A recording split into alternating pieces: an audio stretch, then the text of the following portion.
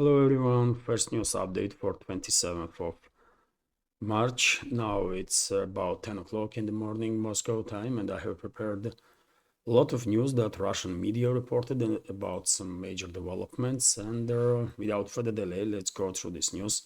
Hopefully you will find the update informative and interesting. And the first report is from RIA Novosti, which is about statements that Marco Rubio made, head of State Department of US. So the list of conditions put forward by the Russia for introduction of moratorium on strikes in the Black Sea includes the lifting of European sanctions, Secretary of State Marco Rubio said at the press conference during their visit to Jamaica. We are going to evaluate this. Some of these conditions include sanctions that are not ours. They are related to European Union, he said. As the Secretary of State noted, the current global architecture of the restrictive measures should be re-evaluated as a part of the final settlement. Washington is currently continuing consultations with the Kiev and the Moscow, and after the return of negotiators from Saudi Arabia, it is planned to conduct a consolidated analysis of their positions of the conflicting parties, Rubio said. And once again, let me point your attention, dear friends, to this episode when Rubio is talking about conflicting parties. Unfortunately, Russian Foreign Ministry, Russian high-ranking officials are letting US officials to give them a pass on such a rhetoric, which is, in my personal opinion, is absolutely unacceptable, because conflicting parties are not just Moscow and Kiev. Conflicting parties are Moscow, Kiev, Washington, London, Paris, Berlin, Madrid, Rome, other capitals in the collective West. Am I correct? It's the collective West countries that are waging this proxy war against Russia, right? Without their involvement, special military operation will end in a couple of weeks after its beginning. And without involvement of the collective West, there would be even no need in a special military operation, because there would be no coup d'etat in 2014 in Kiev, after which Ukraine's fate was basically sealed in a negative way, right? So I think it is necessary to highlight that US is a part of the conflict. US is a part of the problem. And as other countries from collective West are. It's not just Moscow and Kiev. And hopefully Russian Foreign Ministry, Russian high-ranking officials will start paying more attention to this specific rhetoric that Western, and in this particular case, US officials are using to position US as a sort of mediator, because it's unacceptable. This is insulting to memory of the tens of thousands of Russian citizens that died as a result of criminal anti-Russian activity of the US, being weapons deliveries or intelligence sharing and direct involvement of the US militaries in actions against Russian citizens, militaries and civilians.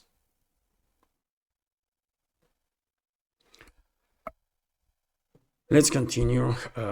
We will assess how their meeting with the Ukrainians went, how they went with Russia, what each side is asking for.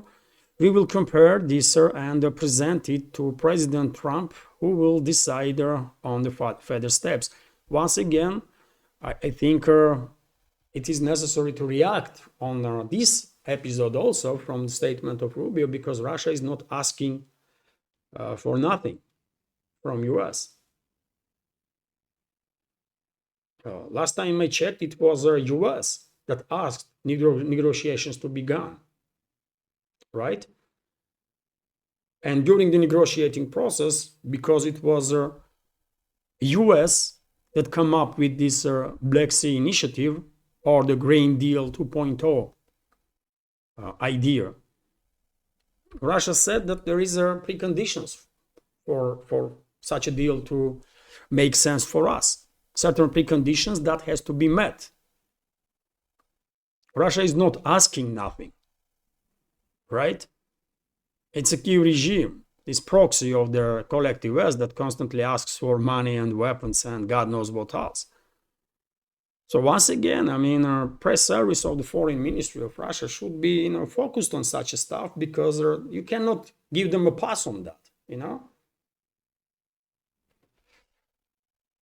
Anyways, and at least that's how I see, dear friends. I'm sharing my personal opinions whenever I'm commenting something, isn't it? And I guess many members of our community watching these programs exactly for that, to get know what ordinary people think. And I am ordinary, as ordinary as one may be, right? Citizen of Russia. So on March 24, as we all know, meeting of expert groups from Russia and the United States took place in Riyadh, Saudi Arabia. Following its results, representatives of the countries, among other things, agreed to ensure the implementation of the Black Sea Initiative, which implies maintaining the safety of navigation and preventing the use of commercial vessels for military purposes. The final statement also stated that the agreements on the Black Sea Initiative will enter into force after lifting sanctions against Russian producers and exporters, including fish products and fertilizers, lifting sanctions on the work of insurance companies with food cargo, lifting sanctions against Rossельхозbank and other financial institutions involved in the insuring operations in the international trade of food and fertilizers, lifting restrictions on servicing in ports of ships under the Russian flag involved in the food trade, lifting restrictions on the supply of agricultural machinery and other goods used in the food production to Russia. And there are some additional preconditions also, although, by the way, yet again, if it was up to me, when US administration, this new one, reached Russian side to start some talks about de-escalation, I will have, first of all, one precondition to even start the talk. And that precondition would be end of weapons supplies to this Western-backed terrorist regime of Zelensky, end of munition supplies, and end of intelligence sharing. Only after that, I would authorize experts and state institutions, yet again, if it was up to me, to get engaged in the talks with US representatives. Not before that, only after. But yet again, it's not me decision maker, isn't it? And when it comes to these terms, by the way, I shared my take on this whole Black Sea Initiative topic yesterday. I don't think there is any need to reiterate my quite skeptical reading of the big picture. But I think this is just a waste of time. This is just a waste of time, because there is no way globally is going to allow these Russian demands to be met. It's just completely impossible, right? And therefore, I think what Western ruling class will try, including US leadership, is to at least gain some time, at least to achieve some temporary concessions from Russia, like this happened in regards to energy ceasefire, which was broken, which was breached by Kyiv regime many times, almost every day, right? While Russia still maintains this ceasefire, which is definitely a break for Kyiv regime and for collective West, isn't it? So they did manage to trigger Russia, some ways, right? To gain some time for themselves and their proxy, this so-called Ukraine. And I think that's exactly what they want to achieve, at least. while initiating these talks about Black Sea initiative, because I mean, I just said several Russian demands. I just mentioned several Russian demands, and I'm quite sure practically none of them will be met by the West, by the Western leadership. But anyways, let's continue on our same topic somewhat. RIA Novosti is reporting also that US is ready to consider Russia's reconnection to SWIFT, which is interesting because last time I checked, SWIFT was not a US-based institution. It's based in Denmark or Belgium, somewhere there. It's based in Europe, right? So it's not really up to Washington to decide, because SWIFT is a tool of globalists. And as far as I understand, currently, globalists and the US administration are not really on friendly terms, isn't it? And not really on the same page on many topics.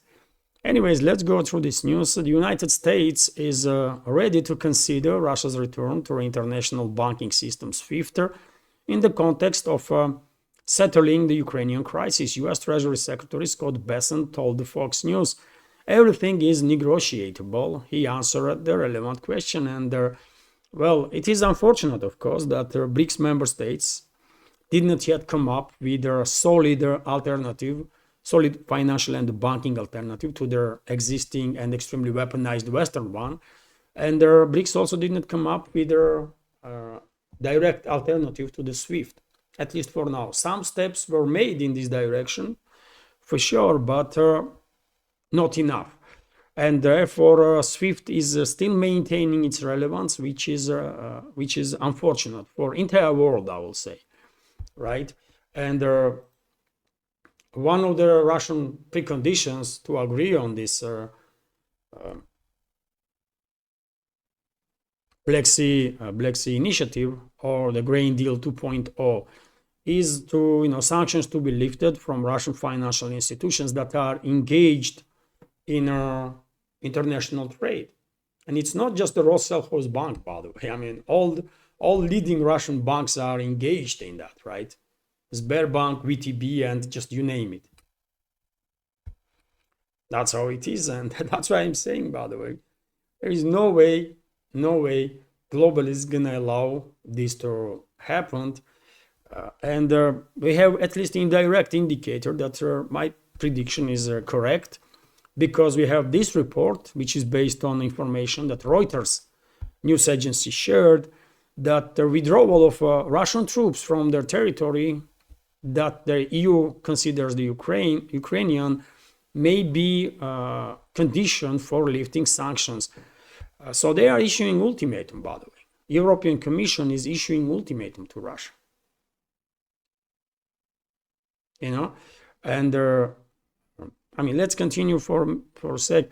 The unconditional withdrawal of Russian military forces from all of Ukraine will be one of the main conditions for changing or lifting sanctions, their publication said.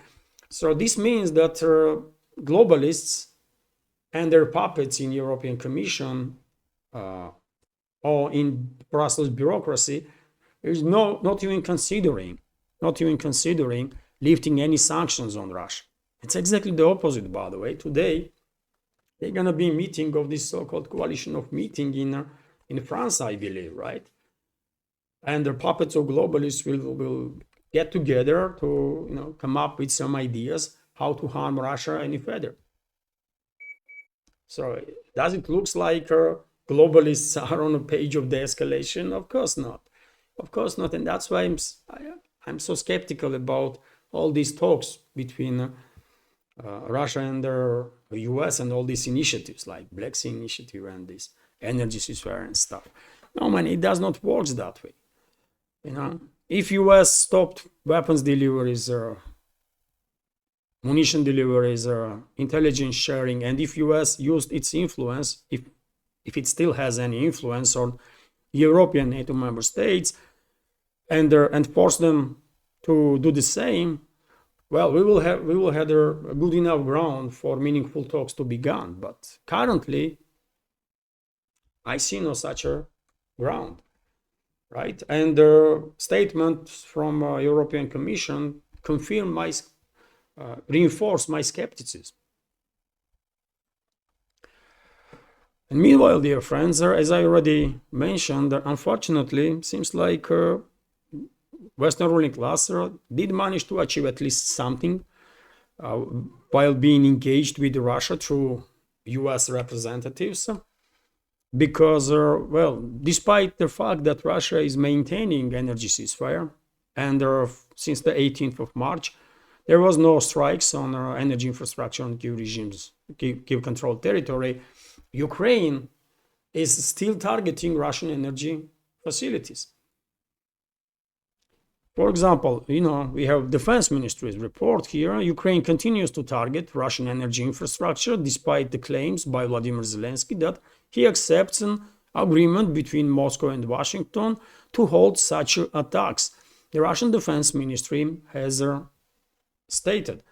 And it's not just Russian Defense Ministry, also on same topic, Deputy Prime Minister of Russia, Alexander Novak, made a statement, and he also said that Ukraine continues to attack Russian energy facilities despite this agreement on ceasefire being in place, right? And while Moscow continues to maintain this ceasefire, one may actually argue that, well, Western ruling class definitely did achieve at least something. They managed to gain time for their proxy in the Kiev regime with this energy ceasefire, and for themselves too, right?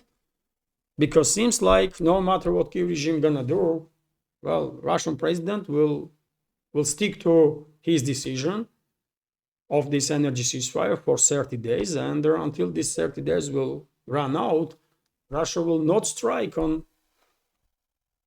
this immensely crucial for Kiev regime's military capabilities resources that energy infrastructure is. Hello everyone, if you find this video informative and interesting, if you like my work in general, please consider to support this independent media project from Russia.